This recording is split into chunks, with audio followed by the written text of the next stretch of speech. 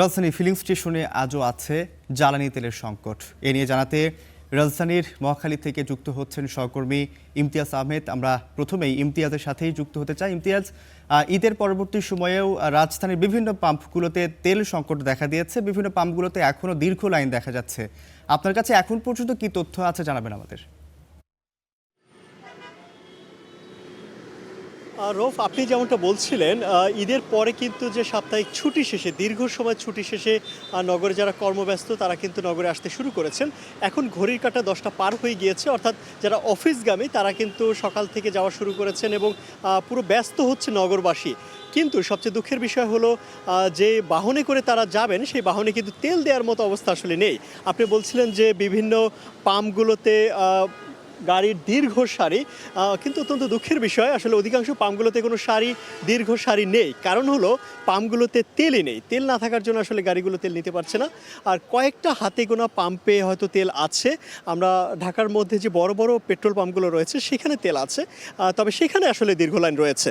আর অন্যান্য অধিকাংশ পাম্পগুলোতে আসলে তেল নেই। আমি যে পাম্পটিতে রয়েছি মহাখালীর, এই পাম্পটিতে কিন্তু কিছুক্ষণ পরপরই তারা হ্যান্ড মাইকে ঘোষণা করছে যে অকটেন নেই, পেট্রোল নেই, ডিজেল নেই, এরকমের ঘোষণা করছে এবং কেউ যেন লাইনে না দাঁড়ায় সেজন্য তারা বারবার কিন্তু বলছে। অর্থাৎ সংকট কিন্তু এখনও কাটেনি। আর ঢাকা থেকে শুরু করে ঢাকার আশেপাশে কিংবা রাজধানীর প্রায় সবগুলো শহরেই কিন্তু পরিস্থিতি একই রকমের। এর কারণ হিসেবে আমরা জিজ্ঞেস করেছি পেট্রোল যে যারা ব্যবসা করছেন, অর্থাৎ পাম্পের মালিকদের সঙ্গে আমরা কথা বলেছি। তারা বলছেন যে আসলে ডিপো থেকে তাদেরকে পর্যাপ্ত পরিমাণ তেল দেওয়া হচ্ছে না, ফলে আসলে তাদের যে পরিমাণ চাহিদা, অর্থাৎ প্রতিনিয়ত স্বাভাবিক যে চাহিদা রয়েছে সেই পরিমাণ চাহিদা কিন্তু তারা পূরণ করতে পারছেন না। অর্থাৎ তাদের প্রতিদিন যদি 2 কিংবা 3 লরি তেল দরকার হয় তারা পাচ্ছেন 1 লরি। অর্থাৎ রেশনিংয়ের যে কথা সরকারের পক্ষ থেকে বলা হয়েছিল, পরবর্তীতে যদিও সেই রেশনিং ব্যবস্থা তুলে দেওয়া হয়েছে, কিন্তু বাস্তবে আসলে সে ধরনের পরিস্থিতি দেখা যাচ্ছে না। রেশনিং কিন্তু এখনও অঘোষিতভাবে চালু আছে, এমনটাই কিন্তু বলছেন পেট্রোল পাম্প মালিকরা। তারা বলছেন যে যদি সরকারের পক্ষ থেকে যথেষ্ট পরিমাণ তেল তাদেরকে দেওয়া হতো তাহলে তারা গ্রাহক পর্যায়ে সেই পরিমাণ তেল দিতে তাদের কোনো সমস্যা হতো না। আর গ্রাহকদের সঙ্গে আমরা কথা বলেছি, যারা বাইকার রয়েছেন কিংবা যারা ব্যক্তিগত গাড়ি চালাচ্ছেন, চালক রয়েছেন, তাদের সঙ্গে আমরা কথা বলেছি। তারা বলছেন যে আসলে ঈদের আগ মুহূর্তে পরিস্থিতি কিছুটা স্বাভাবিক হয়েছিল, অর্থাৎ দীর্ঘ সময় কিন্তু তাদেরকে লাইনে দাঁড়াতে হয়নি। তারা অল্প কিছু সময় লাইনে দাঁড়িয়ে কিন্তু তেল পাচ্ছিলেন। তবে সেই পরিস্থিতি আসলে ঈদের পর এসে আরও জটিল আকার ধারণ করেছে। এর জন্য অনেকে বলছেন যে মধ্যপ্রাচ্যের যুদ্ধের পরিস্থিতি কিছুটা শান্ত হয়ে আসার একটি সম্ভাবনা তৈরি হয়েছিল। ডোনাল্ড ট্রাম্পের পক্ষ থেকে বলা হয়েছিল যে যুদ্ধ থামানো হবে এবং ইরানের সঙ্গে আলোচনা হচ্ছে। যদিও পরবর্তীতে ইরানের পক্ষ থেকে যখন বলা হলো যে ডোনাল্ড ট্রাম্পের সঙ্গে কিংবা যুক্তরাষ্ট্রের সঙ্গে কোনো আলোচনা হয়নি, এরপরে কিন্তু মধ্যপ্রাচ্যে তেলের দাম বেড়ে গেছে। সেই পরিস্থিতি কিন্তু এসে দেশের মধ্যেও পড়েছে। দেশে ঢাকার পরিস্থিতিতে আসলে যতটা দেখতে পাচ্ছি তেলের সংকট ঈদের পরবর্তীতে এসে, যেহেতু ঢাকার বাইরে থেকে সবাই চলে এসেছে, তেলের সংকট কিন্তু আরও তীব্র হচ্ছে এবং এই সংকট ঢাকার বাইরেও রয়েছে। আমরা এখন ঢাকার বাইরে একটু যাওয়ার চেষ্টা করব, ঢাকার বাইরের পরিস্থিতি আমরা একটু জানবো। এই মুহূর্তে আমরা ঢাকার বাইরের পরিস্থিতি জানার জন্য এসকে সোহান আছে, তার কাছ থেকে একটু জানার চেষ্টা করব যে ঢাকার বাইরের পরিস্থিতি কি, আপনার ওখানে তেলের সংকট আজকের আছে কিনা একটু আমাদেরকে জানাবেন। ঢাকার মতো পরিস্থিতি কি আপনার ওখানে বিরাজ করছে?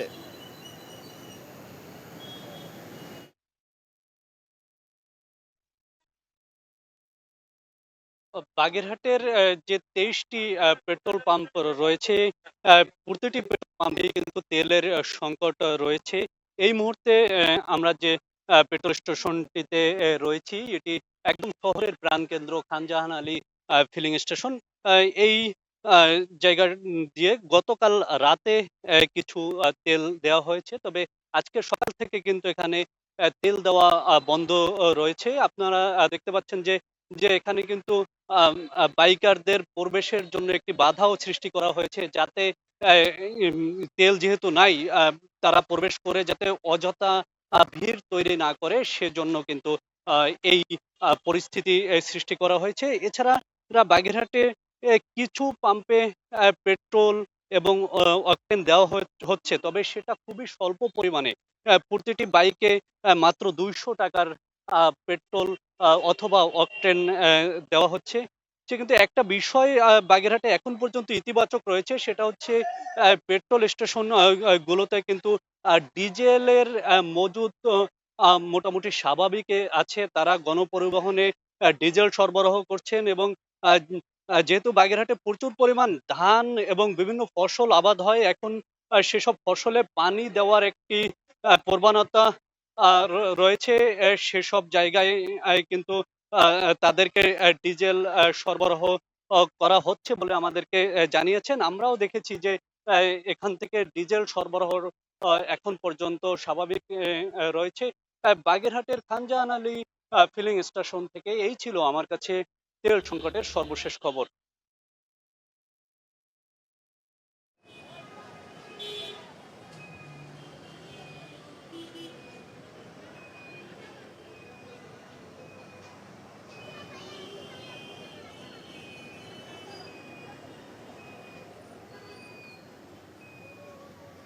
আমরা একটু ঠাকুরগাঁয়ে যেতে চাই, সেখানকার পরিস্থিতি জানার চেষ্টা করব। সেখানে রয়েছেন আমাদের সহকর্মী আব্দুল্লাহ আজাদ। আজাদ, আমরা জানছিলাম যে ঢাকার মধ্যেও কিন্তু তেলের একটি সংকট রয়েছে, ঢাকার বাইরের বিভিন্ন জেলা থেকেও আমরা একই পরিস্থিতি দেখতে পাচ্ছি। ঠাকুরগাঁয়ের তেলের সংকটের পরিস্থিতি আছে কিনা এটা একটু জানাবেন আমাদেরকে।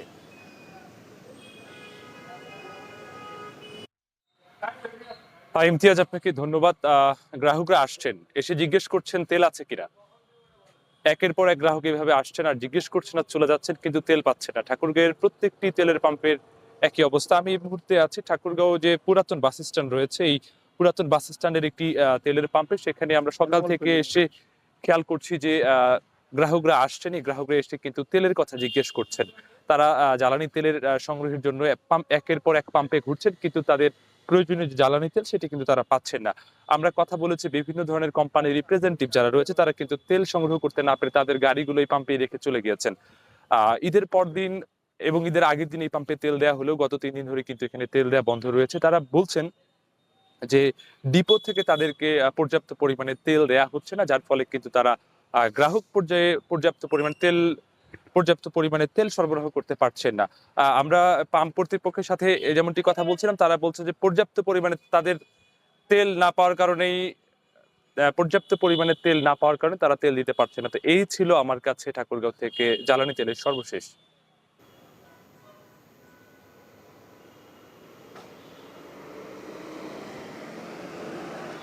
আজাদ, আপনাকে ধন্যবাদ। আমরা এখন একটু খুলনাতে যেতে চাই।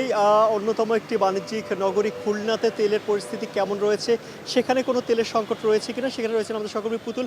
আপনি একটু আমাদেরকে জানাবেন যে ঢাকার অন্যান্য জায়গার মতো কিংবা ঢাকার বাইরের যে আমরা একটু আগে ঠাকুরগাঁর পরিস্থিতি জানছিলাম, খুলনাতেও একই পরিস্থিতি রয়েছে কিনা, তেলের কোনো সংকট আছে কিনা কিংবা গ্রাহকদের লাইন রয়েছে কিনা, একটু বিস্তারিত বলবেন আমাদের। হ্যাঁ, ধন্যবাদ আপনাকে। খুলনাতে তেলের সংকট আসলে ঠিক বলা যাবে না, কারণ আমরা যেটি দেখছি যে যদিও আমি এই মুহূর্তে একটি পাম্পে দাঁড়িয়ে আছি, এটি খুলনার একেবারে প্রাণকেন্দ্র পাওয়ার হাউস পেট্রোল পাম্প। আমরা দেখাতে চাই যে এখানে প্রচুর মোটর সাইকেল নিয়ে মোটর বাইক যারা চালান, তারা বাইকাররা অপেক্ষা করছেন। এখানে তেল কিছুক্ষণ পরই দেয়া হবে।